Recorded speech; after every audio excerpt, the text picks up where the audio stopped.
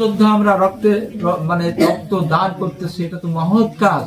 এর পাশাপাশি আমরা যদি উত্তম চরিত্রের অধিকারী, চরিত্র ব্যক্তি সম্পদ, একজনকে চরিত্রবান করার জন্য আমি তদবির করলাম, চেষ্টা করলাম, তো ওইটা তাকে আমি বড় সম্পদ দান করলাম। আর চরিত্র গঠনের প্রথম হাতিয়ারই হচ্ছে তাকে দিনদার হতে হবে, নামাজি হতে হবে, তাই না? জি।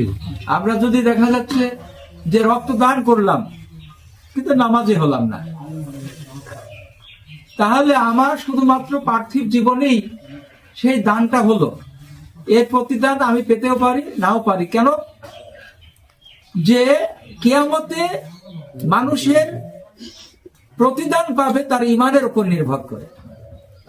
বাইনাল আবদি ও বাইনাল কুফরি তরকুস সালাত কামা ক্বালা রাসূলুল্লাহ সাল্লাল্লাহু আলাইহি ওয়াসাল্লাম। আল্লাহ রাসূল সাল্লাল্লাহু আলাইহি ওয়াসাল্লাম বলছে, একজন ইমানদার আর কুফরের মধ্যে, ইমান ও কুফরের মধ্যে পার্থক্য হচ্ছে নামাজ। যার নামাজ নেই সে কুফরি করল, যে নামাজ ছেড়ে দিল তো সে কাফের হয়ে গেল। এজন্য আমাদের নামাজের প্রতি, নৈতিক চরিত্র গঠনের প্রতি এরকম আমরা যদি সব দিক দিয়ে, সর্বদিক দিয়ে সাহায্য সহযোগিতা করতে পারি, তাহলে অবশ্যই আমরা একটা ছাত্র যেরকম সকল বিষয়েই সে এ প্লাস পেল, হ্যাঁ, সে বোর্ড স্ট্যান্ড করলো, এরকম অবস্থাটা আমাদের করতে হলে আমাদের সকল দিকগুলা, দুর্বল দিকগুলাও এগিয়ে আসতে হবে। সে তৌফিক আল্লাহ তাআলা আমাদের সকলকে দান করুন। এবং এই শিমুল আহমেদের পিতামাতা, তার আত্মীয় স্বজন যারা রয়েছে, তাদের ধৈর্য ধারণ করার তৌফিক দান করুন।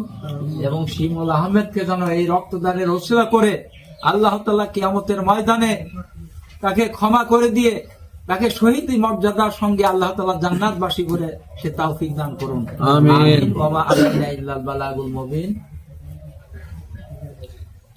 সবাই আসেন।